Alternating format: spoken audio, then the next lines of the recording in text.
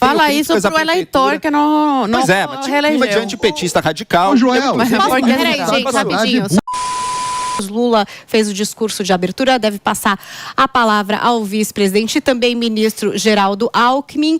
Queria falar com o nosso Paulo Figueiredo de volta ao Morning Show. O Lula trouxe aí talvez as primeiras vontades dele como governante, para onde vai cada ministério, disse que os ministérios têm gente técnica, que quem fizer coisa errada vai ser convidado a se retirar, né? Vai ter que sair do governo, que quer boa relação com o Congresso, reforçou ali o nome do Lira e que vai promover uma revolução cultural no país. Diga, Paulo Figueiredo, o que é que você achou de todo esse discurso? A ministra vai ser convidada a se retirar? A que tá dando problema? A ministra do Turismo, que era o assunto que você estava trazendo, né, Zoe? Já fica a pergunta para você, Figueiredo. Já pode matar no peito aí. Vocês me trouxeram de volta pro Mone porque eu tava tendo muita treta, e aí vocês falaram, o Paulo Figueiredo é o cara que pacifica as coisas, Vai ser amor. Elegante. Amor, tranquilo, né? Então tá bom. Saudade de vocês, muito bom estar aqui de volta.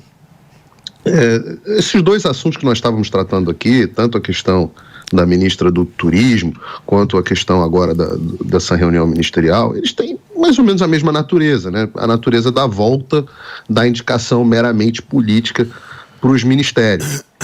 Né? O Lula, ele fala que o bom do Lula é que ele confessa o que ele comete. Ele fala que não adianta ter técnico preparado, formado em Harvard, etc., se não tiver voto no Congresso. Então, eu falo assim, o que ele está admitindo é que ele loteou os 30 e quantos ministérios? 37 ministérios que ele tem? Isso. Então, você começa a ter... E isso fica muito evidente, é muito difícil de negar esse tipo de coisa, porque você pega até os temas caros, o Joel e a mim, por exemplo, como economia, né?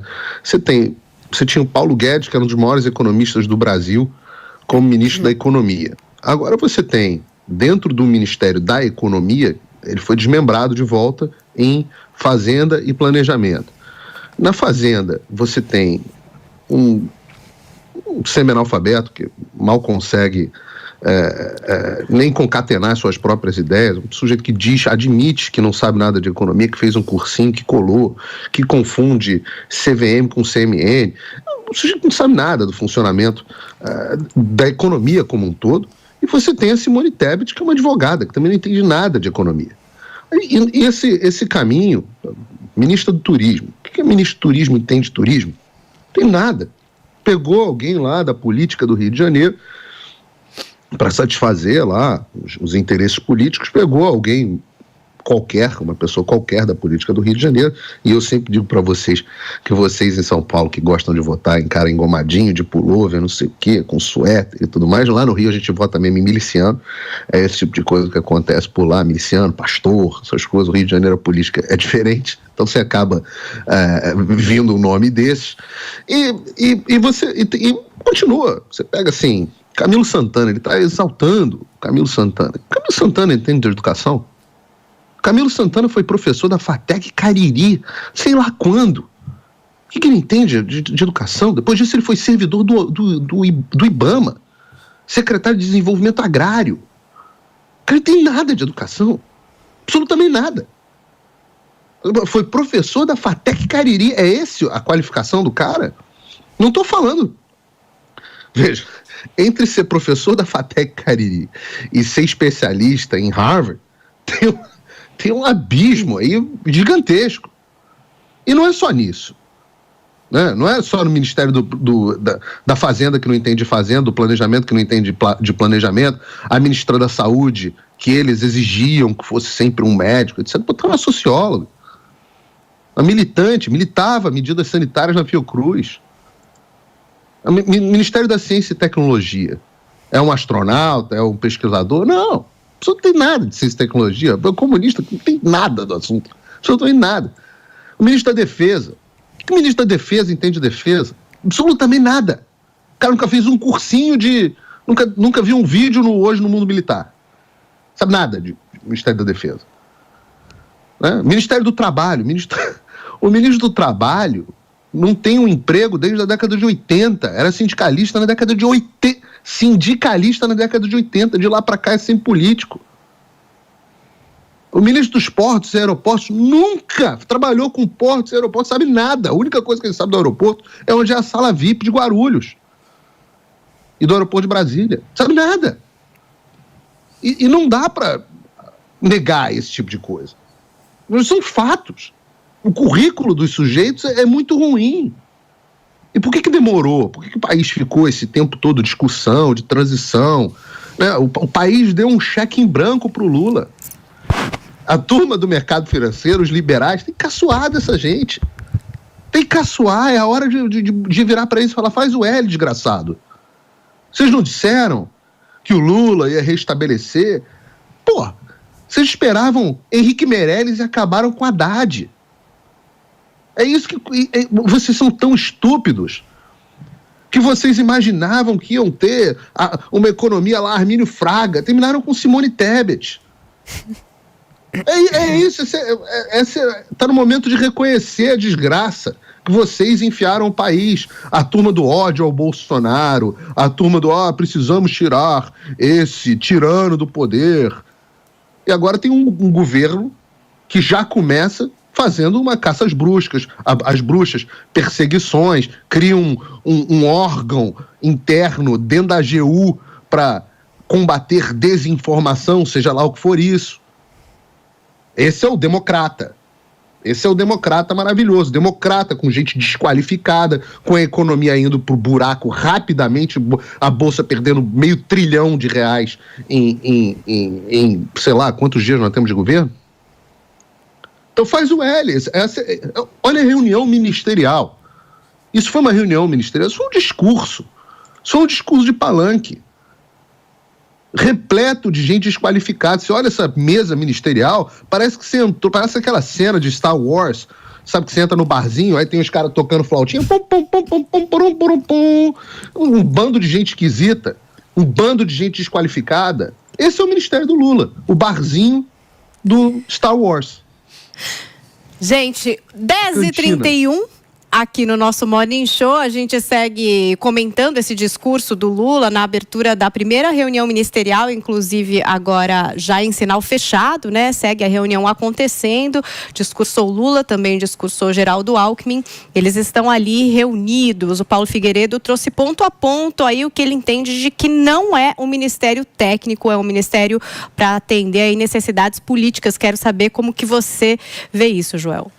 Vamos lá, gente. O Paulo Figueiredo teceu um longo comentário aqui sobre diversas cadeiras aí do governo Lula. Um ponto eu concordo com você, Paulo. Realmente a gente tem mais indicações políticas para compor bancada no Congresso do que tinha no governo Bolsonaro. E composição política é parte da política. É algo que o próprio Bolsonaro voltou atrás e fez no meio do seu mandato, quando viu que o Congresso estava tomando muito poder em cima dele. Ele ficou com medo da própria sustentação dele, nomeou Ciro Nogueira, nomeou Flávia Arruda, nomeou um monte de gente para fundos bilionários, que inclusive resultaram em corrupção depois que ele nomeou. Foi parte da composição política. Eu quero saber, essa composição política pegou pessoas qualificadas ou desqualificadas? A gente tem nomeações, às vezes, que não são de composição política, mas são péssimas. Basta ver o Ministério da Educação do governo Bolsonaro. Começou com Vélez Rodrigues, acabou não fazendo nada, era um acadêmico, não tinha o que está fazendo ali, não tinha nada a ver com gerir um ministério, não fez nada, saiu. Chegou Weintraub, um destrambelhado, também não fez nada, apesar de ter falado muita besteira.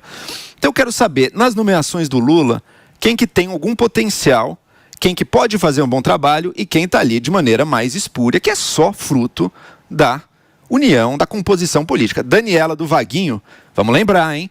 Como é que o Bolsonaro botou o ministro do Turismo no início dele? Era aquele Marcelo Álvaro Antônio, o cara do Laranjal do PSL, que ocupava a cadeira. Então não é como se a coisa estivesse saindo de uma maravilha para algo péssimo. São duas nomeações, eu diria, bastante espúrias. Essa Daniela do Vaguinho está aí para compor, por promessa de campanha do Lula com o Vaguinho, por apoio no Rio de Janeiro que ele teve, para compor com o União Brasil, agora na Câmara dos Deputados também. E eu vou te dizer, quando eu vi a primeira notícia dela, a primeira notícia da foto com o miliciano, foi, putz, pega mal pra caramba, né? A gente já viu muita gente da polícia com foto com o miliciano, mas de fato o desgaste é inevitável. Mas se ficasse só naquilo, eu acho que também era um desgaste superável, né? Quantas ligações com milicianos a gente não viu no governo anterior? Agora, se depois da primeira chega a segunda, chega a terceira, você começa a se perguntar, não, peraí, talvez seja insustentável ali no cargo. Eu ainda acho que, se não encontrarem uma ligação um pouco maior só do que esses apoios muito ocasionais e distantes, talvez ela se mantenha. Agora, se descobrirem alguma ligação real com atividades, ou mesmo com o conhecimento, com uma relação muito mais profunda com algum líder de crime organizado, daí vai se tornar insustentável. Tá? Ela está próximo do que era a ligação de um Flávio Bolsonaro, com miliciano que dava prêmio, que contratava parente, que estava assim, totalmente imerso naquele mundo. Se for isso, eu acho que seria melhor para o Brasil e para o próprio governo que ela saísse. Agora, Paulo, nem sempre o técnico é o melhor ministro. Veja só, José Serra fez um trabalho relevante no Ministério da Saúde, lá com o Fernando Henrique. Não era médico, não necessariamente precisa ser. O Camilo Santana foi governador do Ceará. O Ceará, com toda a sua miséria, é um estado que tem resultados surpreendentes na educação, especialmente ao redor ali do município de Sobral. E ele está dizendo, o Camilo Santana, que ele vai trazer isso, esse foco na educação básica, esse foco na alfabetização, que o governo Bolsonaro até falava, e tinha razão em falar, mas acabou não fazendo. Ele diz, a gente vai fazer. Para mim é muito cedo para começar a elogiar esse governo. Eu vejo o que foi a semana passada.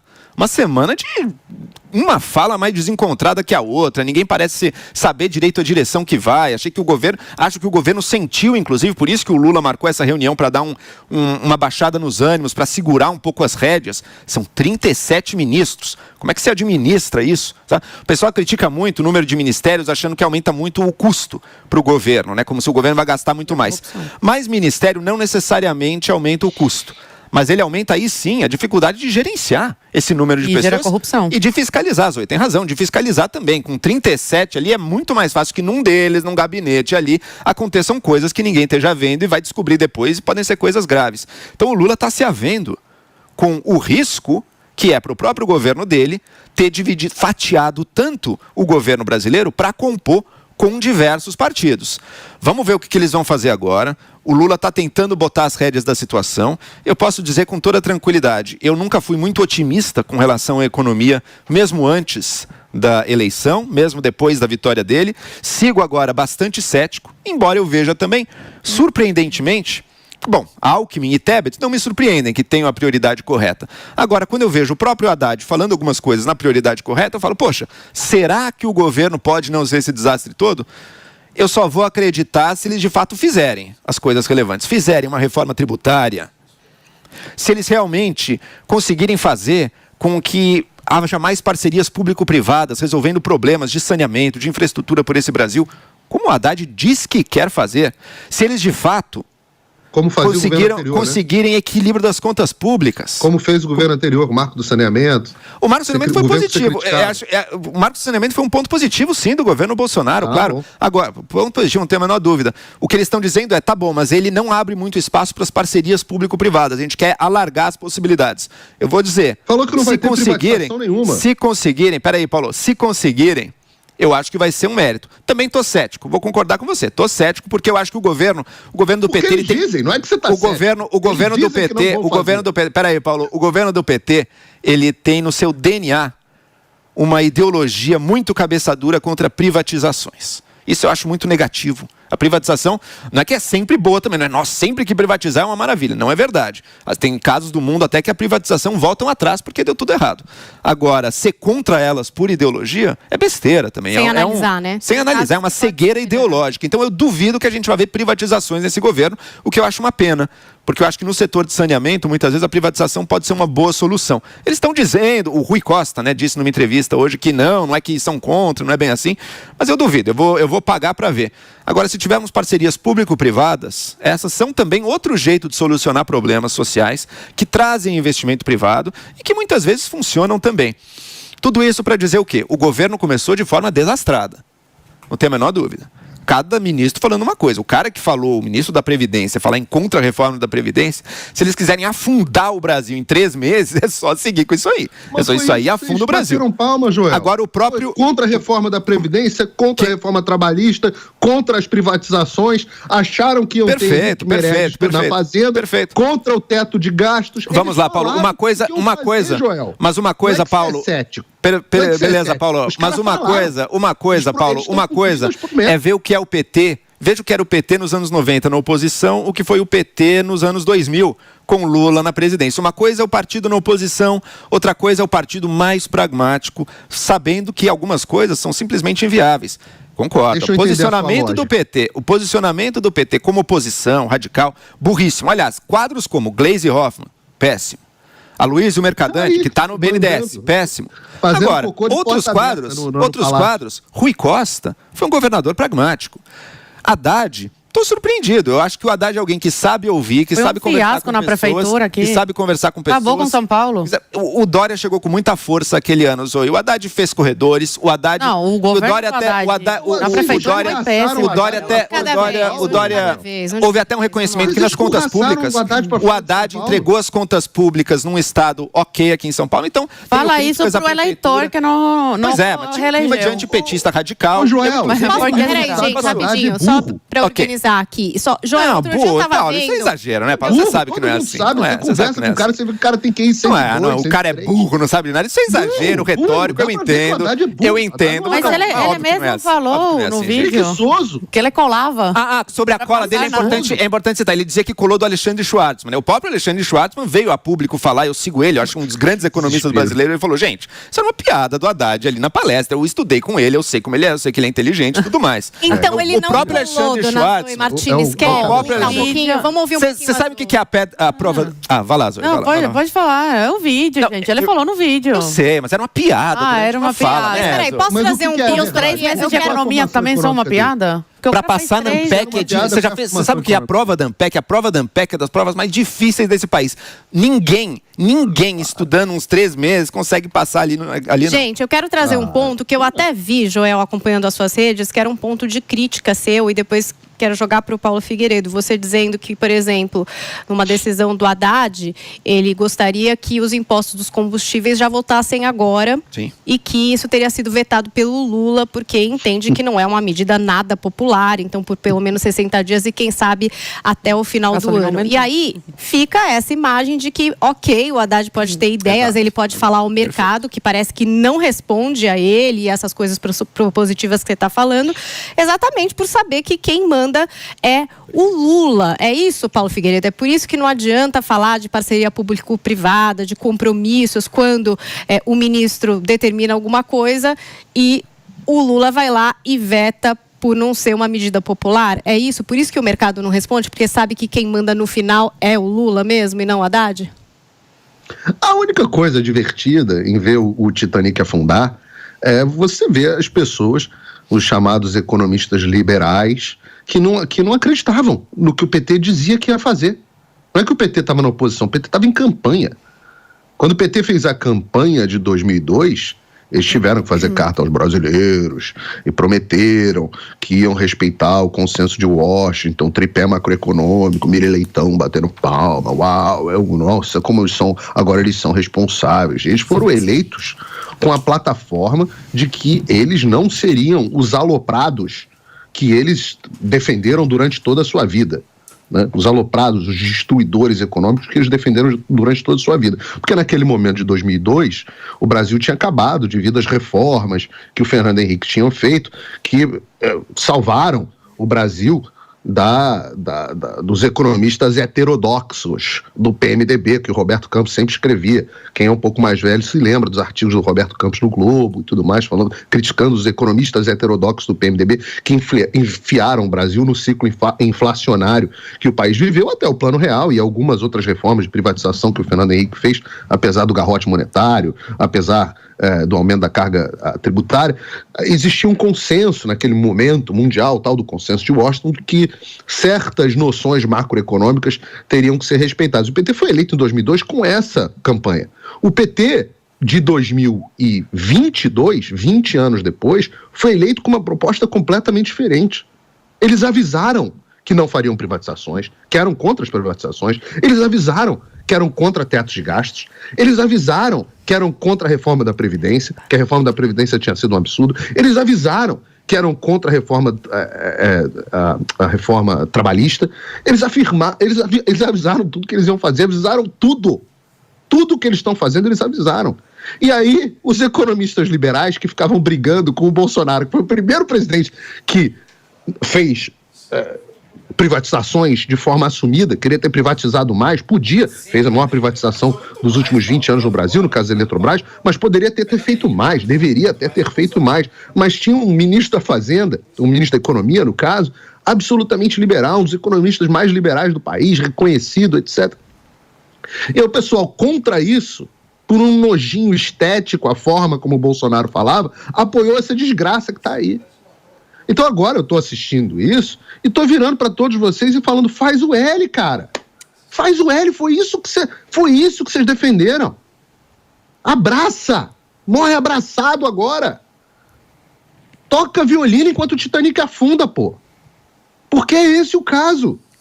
É exatamente isso que vocês estão vendo nesse momento. O Joel falou uma coisa correta. Não é necessariamente o ministro mais técnico ou melhor. Ele deu um exemplo do Vélez, uma nomeação absolutamente desastrada do Bolsonaro. Você precisa ter as três coisas. Você precisa ter as três coisas. Você precisa reunir capacidade técnica do assunto, minimamente, né? José Serra foi um bom ministro da Saúde. Há controvérsias, tá? Ele foi elogiado como ministro da Saúde porque ele atendeu uma série de exigências lá do establishment naquele momento. Mas, enfim, não quero entrar nesse assunto. Mas você tem que ter competência minimamente técnica sobre o assunto, conhecer minimamente. Você não pode ser ministro da pesca sem nunca ter visto um anzol na vida, né? Você tem que ter capacidade de gestão, porque o ministro ele é um gestor de uma série de funcionários, e você precisa ter consenso político. Essas três coisas você precisa ter. Agora, dentre milhões de brasileiros, o ministro é o cara que é escolhido dentre milhões de brasileiros. Não é possível que não tenha ninguém que reúna esse tipo de coisa.